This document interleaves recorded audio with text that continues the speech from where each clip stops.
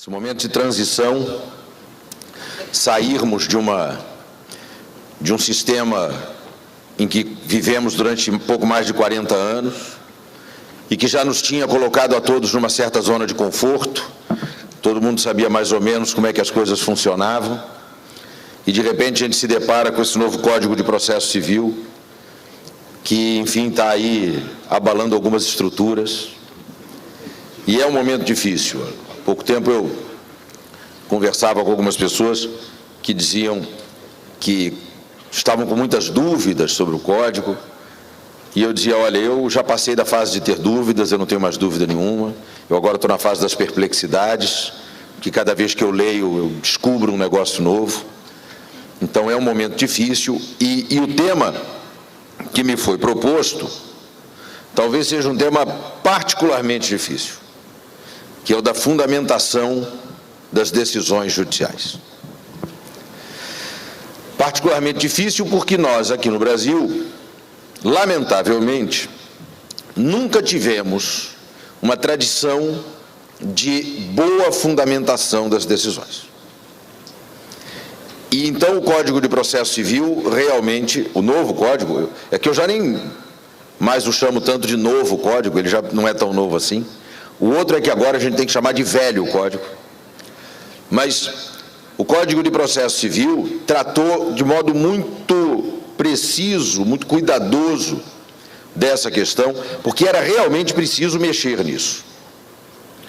Não dava mais para aguentar, não dava mais para conviver com decisões dizendo coisas do tipo defiro, ponto, ou indefiro, ponto. Ou essas nem fingem fundamentar. Certamente haverá advogados aqui que já se depararam com a situação de apresentar uma petição ao juiz e o juiz despachar à mão na petição. J. ponto, né, que é o júndice, sim. Como assim? Sim. Eu vi isso muitas vezes na minha vida. Mas tem aquelas em que ainda se finge fundamentar. Tem a fundamentação fingida, fundamentação fictícia. O juiz diz assim, ausentes os requisitos, indefiro. Indeferiu por quê? Porque os requisitos estavam ausentes. Lindo. Eu queria ver alguém um dia encontrar uma decisão que dissesse alguma coisa do tipo, embora ausentes os requisitos, defiro. Como isso nunca nenhum juiz ia dizer, se ele indeferiu, o que ele não precisa explicar é que os requisitos estão ausentes. Isso não é fundamentar a decisão. Fundamentar é dizer qual é o requisito que está ausente e por quê. Então, esse tipo de decisão que finge estar fundamentada e com a qual a gente conviveu esses anos todos, não podia mais sobreviver. Não, se nós verdadeiramente queremos viver num Estado democrático de direito. E tudo tem que ser pensado a partir do que diz a Constituição e o artigo 1º da Constituição. O Brasil é, ou pelo menos se propõe a ser, um Estado democrático de direito. Eu costumo dizer que eu sofro de um transtorno chamado TOC, mas o meu TOC tem 2 Cs, é TOCC, Transtorno Obsessivo Compulsivo Constitucional. Eu estou absolutamente convencido de que a gente tem que ter uma obsessão compulsiva pelo respeito à Constituição. E a Constituição diz que todas as decisões do Poder Judiciário serão fundamentadas, sob pena de nulidade. Isso precisa ser levado a sério. Realmente precisa. A gente realmente precisa que as decisões sejam fundamentadas de verdade. Porque é isto que a sociedade brasileira exige e merece. Isso realmente tem que ser levado a sério. E aí, a Constituição disse isso lá em 1988, não deu muito certo, porque está lá desde 1988 e as pessoas continuaram a dizer coisas do tipo, por estarem presentes o fumus boniuris e o periculum in mora, defiro a tutela de urgência, o que não fundamenta nada. E aí o Código de Processo Civil vem tentar reforçar esta ideia. O artigo 11 do Código diz que todas as decisões serão fundamentadas sob pena de nulidade, repetindo o que está na Constituição. Mas o parágrafo 1º do artigo 489 veio dar novas tintas a este quadro. E de uma forma muito interessante. Ler o parágrafo 1º do artigo 489 é muito interessante, porque ele não diz o que é que o juiz precisa fazer para a decisão estar fundamentada. Isso ele não diz. Cada um vai fundamentar lá do jeito que acha que deve fundamentar. Cada um tem o seu estilo de trabalho, de redação. O que o Código fez foi dizer o que é que não pode. Então ele tem uma espécie de manual ao contrário. Não se considera fundamentada a decisão que é feita do seguinte jeito: se tiver ali, não está fundamentada. Quer dizer, é tão mal fundamentada que é como se não houvesse fundamentação nenhuma. E aí percebam, entre os incisos do parágrafo 1º do artigo 489, não está algum que diga alguma coisa do tipo: não se considera fundamentada a decisão que não apresenta fundamento nenhum. Isso não está dito lá. Porque, a rigor, o que aquele parágrafo 1º do 489 faz é nos apresentar casos em que há algo que aparenta ser fundamentação, mas é tão ruim, é tão fraco como fundamentação, que não é uma fundamentação de verdade. Então, é claro que se o juiz disser simplesmente defiro, ou disser simplesmente indefiro, sem apresentar nenhuma justificativa para a sua decisão, é claro que essa decisão não está fundamentada, embora você não consiga enquadrá-la em qualquer dos incisos do parágrafo 1º do 489. Porque ali estão hipóteses em que a decisão é tão mal fundamentada que nós devemos tratá-la, me perdoem a insistência, como se ela não tivesse sido fundamentada de modo algum. E aí, lendo os 6 incisos, a gente percebe que o Código busca é construir um sistema em que nós vamos ter uma decisão minimamente fundamentada. A rigor, não se exige muita coisa. Exige-se um mínimo necessário para que a gente possa considerar que a Constituição foi respeitada. Eu tenho visto alguns colegas de magistratura dizendo que, por causa do parágrafo 1º do artigo 489 do CPC, agora as decisões têm que ser longas. Não, elas não precisam ser longas. Claro que isso vai variar muito de estilo, conforme o estilo da pessoa. Há pessoas que são mais prolixas, outras que são mais concisas, mas o Código não exige nem poderia exigir fundamentações longas. O que ele exige é fundamentação completa. Mas é possível ser completo escrevendo pouco, sendo objetivo, sendo conciso. O que a Constituição garante e o Código reafirma é o direito a uma fundamentação completa. Então vem, por exemplo, o inciso 1º do parágrafo 1º do artigo 489, para dizer que a decisão não está fundamentada quando nela há uma fundamentação aparente que se limita a indicar, reproduzir ou parafrasear o texto normativo, sem demonstrar como ele se aplica no caso concreto. Então, imagine-se, por exemplo, um caso em que o juiz diga alguma coisa do tipo: tendo em vista o disposto no artigo 300 do CPC, defiro a tutela de urgência. Não está fundamentado. Aí ele fala assim: não, então eu vou melhorar. Considerando que é provável a existência do direito e que há fundado receio de dano irreparável ou de difícil reparação, concedo a tutela de urgência. Não adiantou nada. Porque em vez de indicar o artigo, ele copiou o artigo, não mudou nada. Aí ele fala assim, não, então vou fazer melhor. Por estarem presentes o fumus boniuris e o periculum in mora, defiro a tutela de urgência. Continua não adiantando nada, porque aí ele só parafraseou o texto da lei. Isto não é fundamental. O juiz vai deferir a tutela de urgência porque é provável a existência do direito? Diga por que é provável. Como se chega à conclusão de que é provável? O juiz vai conceder a tutela de urgência porque há fundado receio de dano grave de difícil reparação? Diga por que existe o fundado receio de dano grave. Que dano grave é esse? E por que é difícil ou impossível sua reparação? Justifique a decisão. Aí vem o inciso segundo. O inciso segundo talvez seja o mais complicado na prática.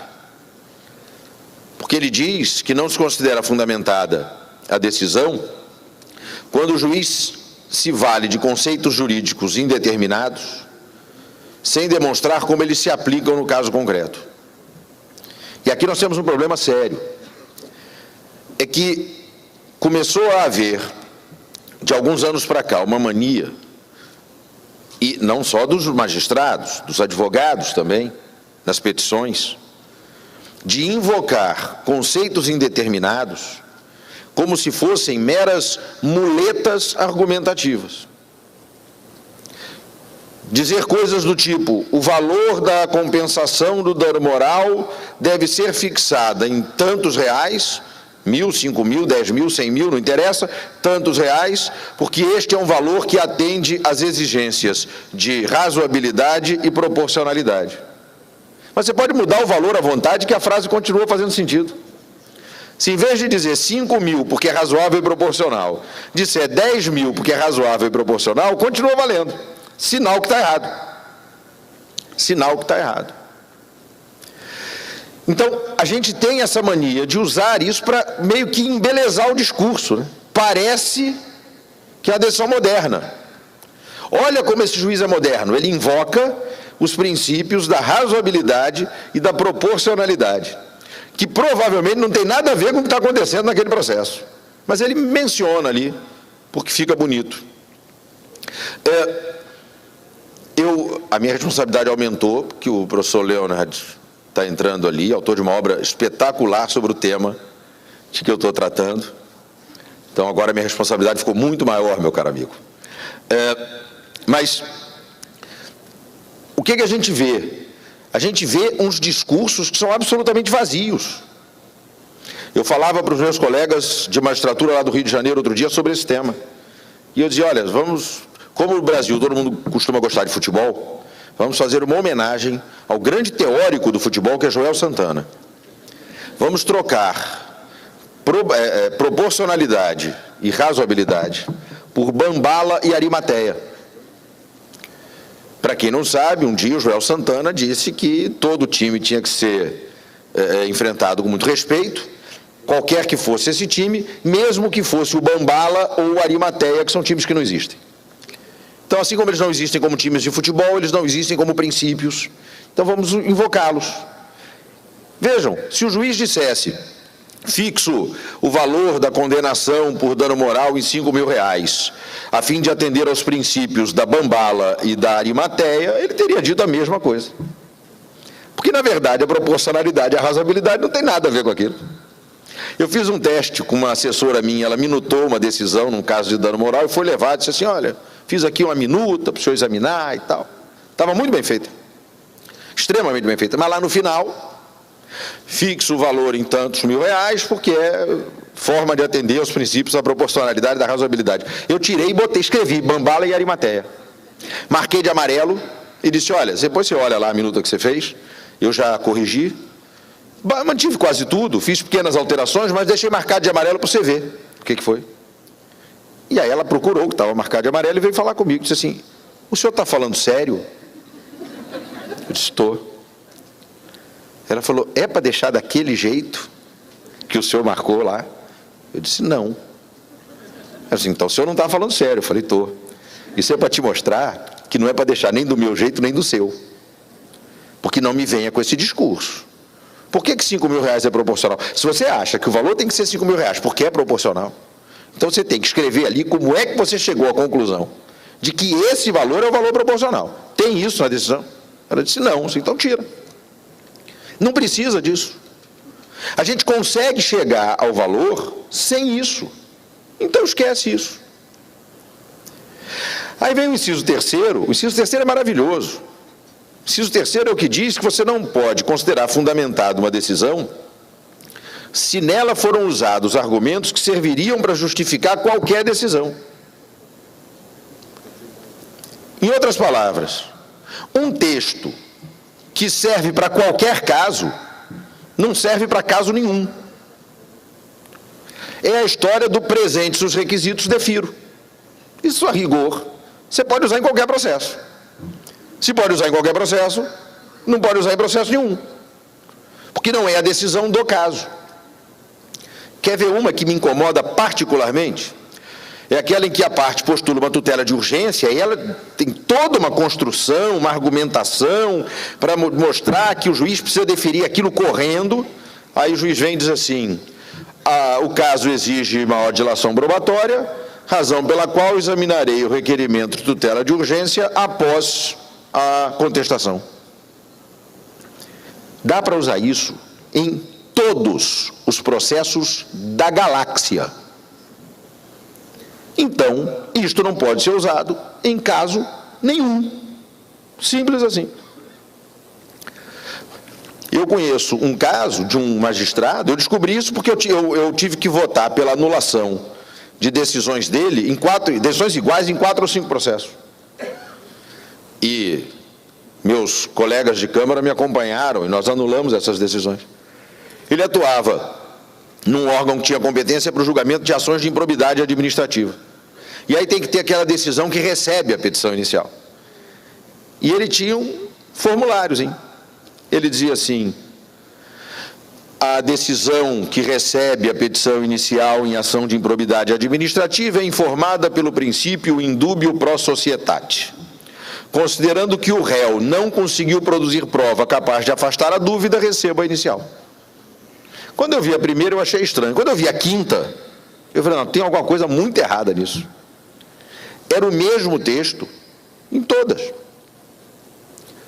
Se é o mesmo texto em todas, é porque ele não estava julgando caso nenhum. E o papel do juiz é julgar o caso que lhe é apresentado. É evidente que todo mundo vai ter lá algumas coisas prontas no computador, é natural. E que você vai usar para construir lá os seus textos. O que você não pode é ter a decisão pronta, que você só muda o número do processo e o nome da parte. E usa seja lá qual for o caso. Isto não é decidir o caso. E, portanto, não é fundamentar a decisão. Aí vem o inciso 4º, que é o que causou mais polêmica do ponto de vista, digamos, político. Gerou uma resistência muito grande. Porque é o que diz que não se considera fundamentada a decisão, que deixa de apreciar todos os argumentos deduzidos pela parte capazes, em tese, de infirmar a conclusão. E houve uma resistência e tal, porque isso ia contra um entendimento consolidado do Superior Tribunal de Justiça. Eu lhes confesso que eu sempre tive muita dificuldade de entender esse raciocínio que se consolidou antes. Tanto que eu sempre tive o cuidado, claro que errar é humano, às vezes escapa alguma coisa, mas eu sempre tive o cuidado de tentar, nas minhas decisões, examinar todos os argumentos das partes. Eu sempre achei isso meio estranho, porque, para mim, algo que é muito claro é que quando o juiz está escrevendo a fundamentação da decisão dele, ele tem que pensar muito mais no vencido do que no vencedor. Isso, para mim, é algo meio óbvio. Porque se você chegar para a pessoa que ganhou e disser, você ganhou, ele já está feliz. Se você disser por que ele ganhou, é uma espécie de bônus. Mas ele não está muito preocupado em saber por que ele ganhou. O que interessa saber é que ele ganhou. O problema é quem perdeu. Quem perde quer saber e tem o direito de saber por que perdeu. Aí, a pessoa vai a juízo e apresenta 5 argumentos.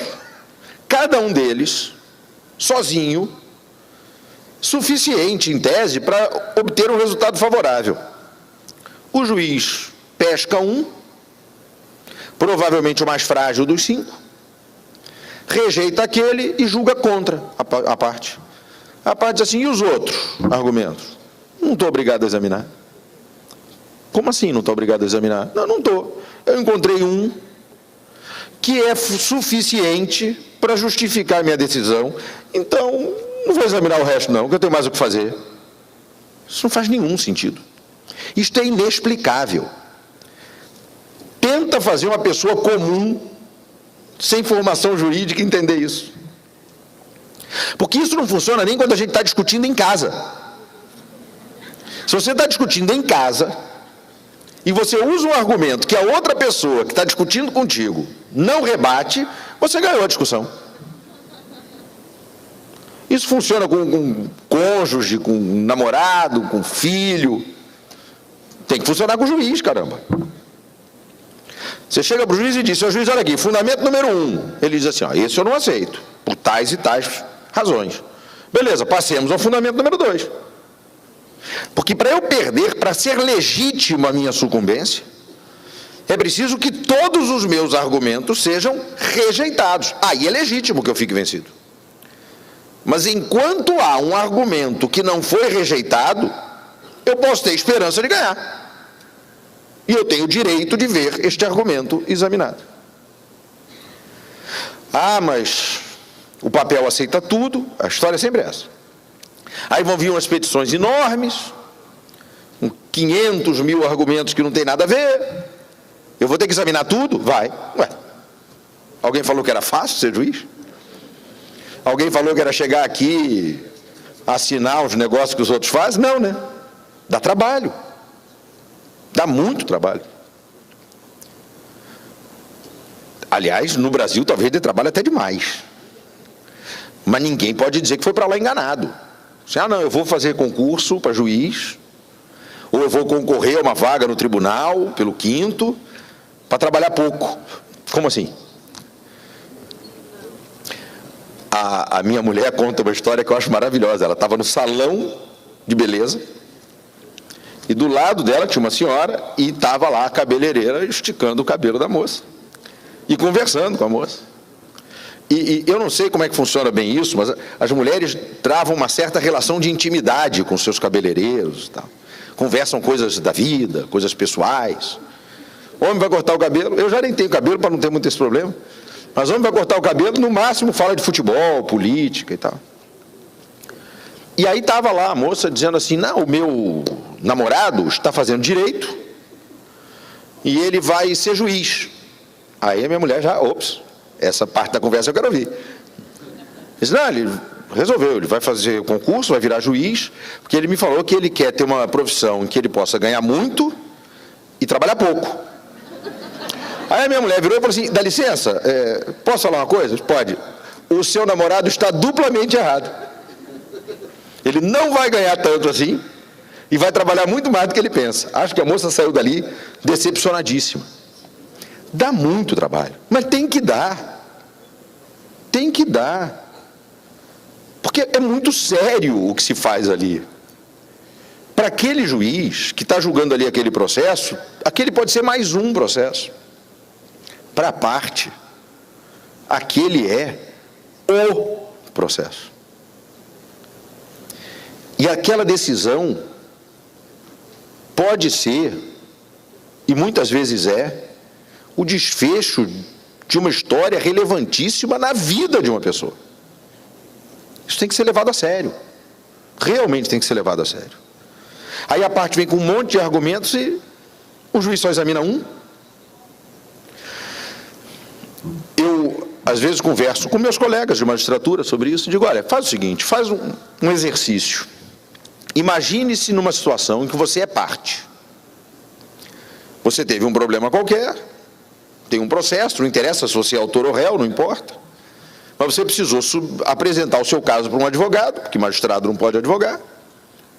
E como a parte fica emocionalmente envolvida com o caso, você pede ao seu advogado para ele dizer quais são as perspectivas, se dá para ter uma boa expectativa aí de um resultado favorável e tal. E aí o seu advogado te diz o seguinte, olha, a causa é boa, acho que nós temos boas chances de conseguir êxito, nós temos aqui 3 argumentos excelentes, cada um deles sozinho era suficiente para a gente ganhar, mas eu, por uma questão de reforço de argumentação, vou usar os três, mas nem precisava. Um só a gente já ganhava, mas eu vou apresentar os três, mas nós vamos ganhar esse negócio. A não ser que aconteça uma catástrofe, nós vamos ganhar. Aí você confia no que o advogado falou, entrega a causa para ele, o processo se instaura. Passado algum tempo, o advogado entra em contato com você. Claro que eu estou imaginando aqui um cliente ideal, né, para os advogados presentes. Entrega a causa e fica esperando o resultado. Não liga todo dia. Se bem que o processo demora tanto que o cliente cansa, né? No começo ele liga dia sim, dia não, depois ele liga uma vez por semana, depois ele liga de 3 em 3 meses, depois ele manda cartão de Natal, depois ele esquece que você existe. Mas enfim, aí o advogado liga para o cliente e diz, olha, o processo acabou. Ah, acabou? Acabou. E como é que foi? Perdemos. Como assim perdemos? Você não disse que a gente ia ganhar, que você tinha 3 argumentos? É, disse, mas perdemos. O que houve? Foi o seguinte, o seu colega lá, que julgou o caso, ele pegou um dos nossos 3 argumentos, que eu reconheço que dos 3 era o mais frágil, e rejeitou. E ao rejeitá-lo, proferiu a decisão contrária a nós. Aí você vai dizer assim para o seu advogado, mas e os outros 2 argumentos, que eram melhores? Ele não examinou, não. E o que você fez? Entrei com embargo de declaração. Disse que a decisão era omissa, que faltava examinar argumentos. E ele colou uma etiqueta nos autos dizendo assim, não há obscuridade, omissão ou contradição a sanar, rejeita os embargos. Aí o que você fez? Aí eu apelei, fui para o tribunal. E o que o tribunal falou? O tribunal falou que aquele argumento que o juiz rejeitou era para rejeitar mesmo, que realmente não estava certo, aquele argumento não se sustentava. E os outros 2? Ah, os outros 2 ele não examinou, não. E o que você fez? Embargo de declaração. Disse que o acórdão era omisso e tal. E o que o tribunal falou? O tribunal falou que não está obrigado a examinar todos os argumentos da parte, se já encontrou um que é suficiente para fundamentar a decisão. Aí o que você fez? Recurso especial. E aí? Aí foi para o STJ. Consegui fazer subir e foi para o STJ. E lá no STJ? Bom, aí eles pegaram aquele argumento lá que o tribunal tinha confirmado, do juiz de primeiro grau, e disseram que é aquilo mesmo, que inclusive já é assim o entendimento no STJ, pacífico, e que estava certo. E os outros 2? Ah, os outros 2 eles não examinaram porque não tinha pré-questionamento. E aí? Aí transitou em julgado, você perdeu. Eu conto isso para os meus colegas de magistratura e digo assim, se acontecer com você, eu duvido que no próximo você deixe de examinar todos os argumentos da parte. Porque isto é de uma injustiça absoluta com uma pessoa que está ali a sério. Ah, mas e essas petições que trazem 500 mil argumentos que não tem nada a ver? Diga que a parte está atuando de forma não cooperativa, diga que a parte está atuando de forma temerária, porque ela também tem responsabilidade. Não é só a vida do juiz que mudou com o novo código. A vida da parte mudou, e, portanto, do seu advogado. Não pode ficar deduzindo argumentos que não tem nada a ver. Outro dia eu fui falar num estado do Nordeste, já nem me lembro qual, eu já dei 5 voltas no Brasil esse ano, eu acho. Acho que eu só não fui ao Amapá, o único estado do Brasil que eu não conheço. E de cuja existência duvido seriamente. Aliás, hoje eu entrei no elevador do hotel, tinha um rapaz com uma jaqueta dizendo Federação Amapaense de Tênis, que está tendo um torneio de tênis aqui. Eu olhei e falei assim, puta, essa ele comprou no Paraguai, porque isso não existe. O Amapá fica ali entre Nárnia e a Terra do Nunca. Porque... Bom, mas eu já dei um monte de volta no Brasil esse ano, então eu já não me lembro mais em que estado foi, mas foi no estado do Nordeste. Um juiz me contou um caso muito interessante. Ele disse o seguinte, Alexandre, eu sou juiz numa comarcazinha pequenininha no interior, vara única. E aí eu percebi um negócio interessante. Tem um banco que constituiu um advogado lá na minha comarca para defendê-lo nos processos lá. E a gente tem lá na comarca 4 tipos de causa muito frequentes contra esse banco. Uma é negócio de inscrição indevida em cadastros negativos e tal, outra é uma tarifa que eles cobram, uma é negócio de anatocismo, são 4. O que esse advogado fez? Ele fez uma contestação que serve para os 4. Então ele tem uma petição. Nessa petição ele tem todos os argumentos do banco para se defender das 4 demandas. E ele junta a contestação igual em todos os processos. E os argumentos vêm numerados. Então, assim, número 1, do exercício regular do direito de inscrever o nome do devedor no cadastro negativo. Número 2, da legitimidade da cobrança de juros compostos. Um não tem nada a ver com o outro. E nessa brincadeira, toda vez que ele pensa num argumento novo, ele bota ali, a petição já tem numerados 60 argumentos. E eu sei que não são todos para o caso. Aí o que ele disse que está fazendo agora? Em todo o processo, vem aquela contestação, ele dá um despacho assim: intime-se o réu para, no prazo de 5 dias, informar dos 60 argumentos da contestação, quais são relevantes para este caso. E ele diz que o advogado peticiona dizendo assim: ó, nesse processo aqui, senhor juiz, argumento número 12, número 17 e número 21. Pronto. A vida do advogado está tranquila, porque ele continua podendo usar a mesma petição em todos os processos. A vida do juiz também melhorou, está todo mundo feliz. E aí, quando ele profere a decisão de saneamento e organização do processo, ele já leva isso em conta e bota, olha, questões relevantes desse processo. Número tal, número tal e número tal. Pronto. Veja, o advogado está atuando de forma absolutamente cooperativa.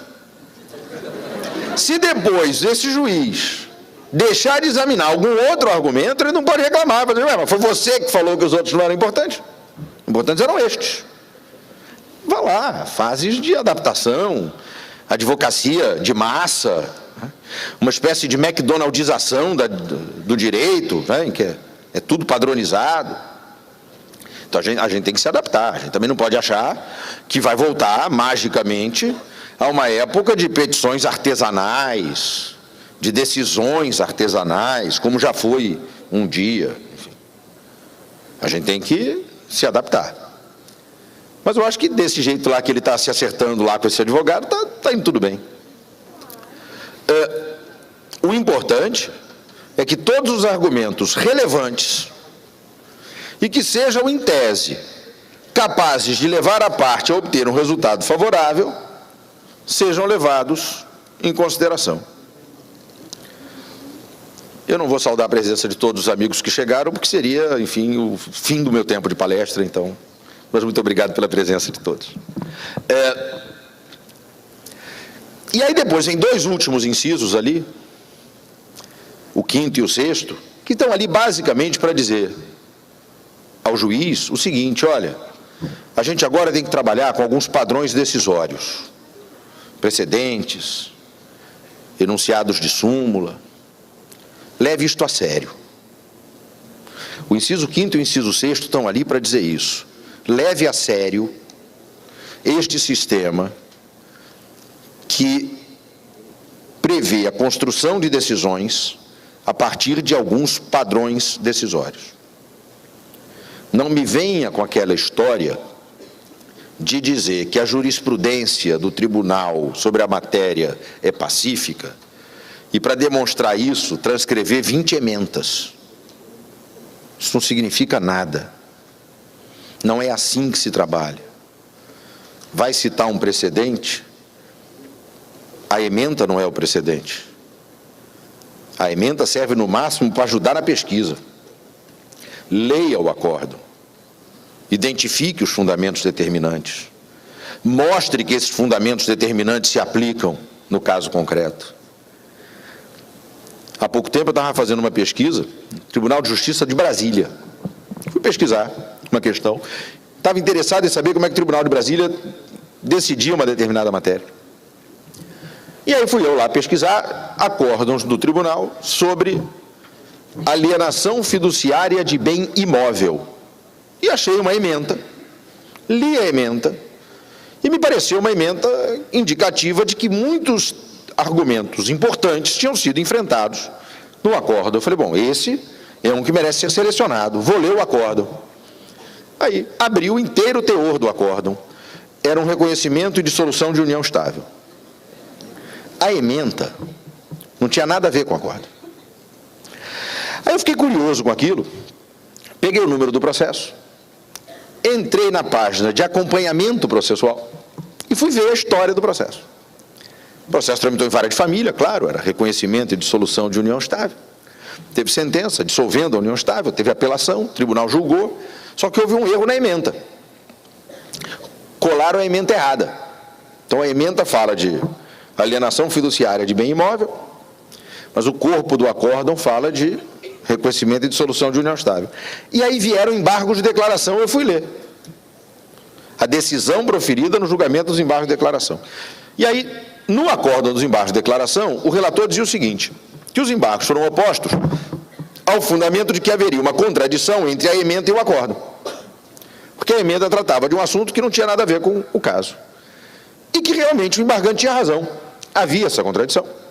E que, portanto, era preciso dar provimento aos embargos de declaração para corrigir este vício e se elaborar uma nova ementa para o lugar. E aí se disse, então, qual seria a nova ementa. E a nova ementa está no corpo do acórdão dos embargos de declaração. Dizendo assim, a ementa, então, passa a ser a seguinte. E aí transcreveram. E tem a ementa do acórdão dos embargos de declaração, né?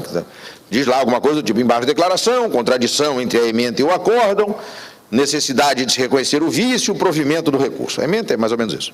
Muito bem, então eles corrigiram. Só que eles corrigiram, mas na página de jurisprudência não mexeram.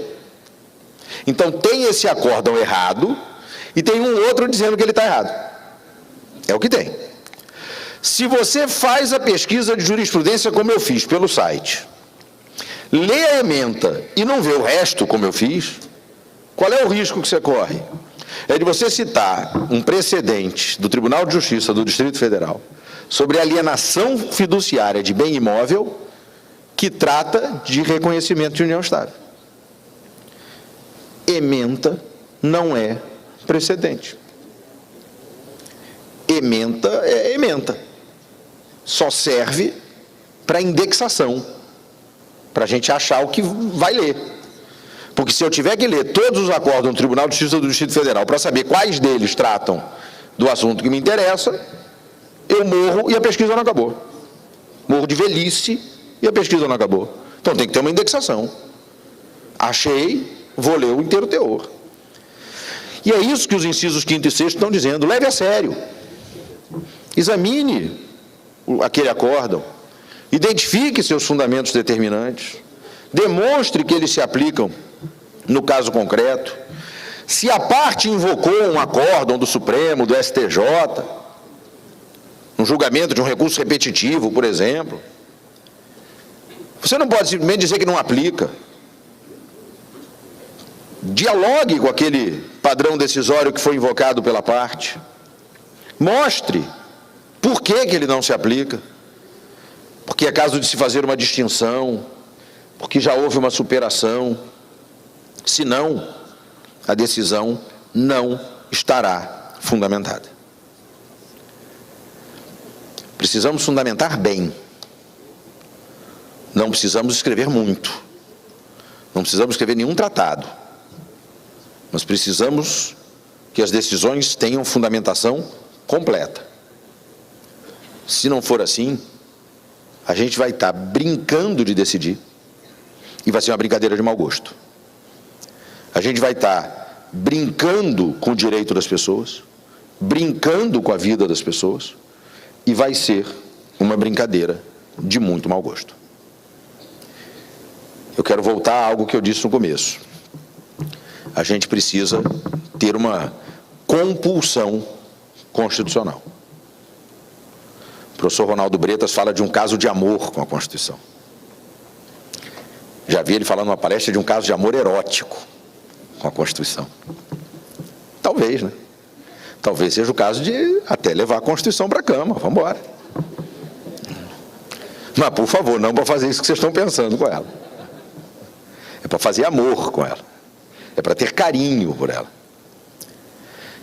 É fundamentalmente para levá-la a sério.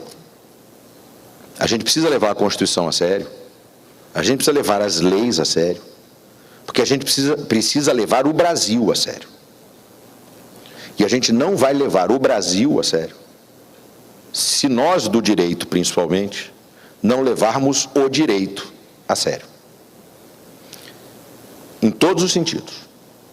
A gente está vivendo um momento em que o Brasil está tentando se passar a limpo, para usar uma expressão que tem sido muito usada.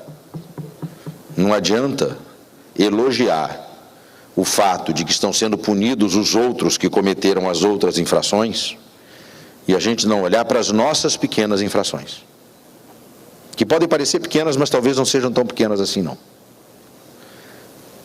A gente reclama de quem roubou dinheiro da estatal e joga lixo no chão. A gente reclama de quem joga lixo no chão e foge do engarrafamento pelo acostamento. A gente reclama de quem foge do engarrafamento pelo acostamento e fundamenta mal a decisão. A gente tem que perceber que todas essas são infrações absolutamente inaceitáveis. Absolutamente inaceitáveis. Nós realmente precisamos passar o Brasil a limpo, levar o direito a sério e respeitar os direitos das pessoas. E se o juiz, que é quem tem o dever de fundamentar a decisão, mas mais do que isso, é quem tem o dever essencial de assumir o papel de protetor dos direitos fundamentais, não proteger o direito fundamental à fundamentação da decisão, o que mais que a gente vai poder esperar do juiz? Eu sou juiz há quase 8 anos, depois de 20 anos de advocacia. Eu tive muito orgulho da minha atividade na advocacia, que foi uma atividade muito intensa. Eu tenho muito orgulho de ser juiz. Acho que a gente tem que ter orgulho da profissão que exerce. Eu a exerço com paixão, com amor, mas sabendo que é uma atividade que precisa ser exercida com uma finalidade. O juiz está ali para defender, para fazer com que sejam respeitados os direitos fundamentais.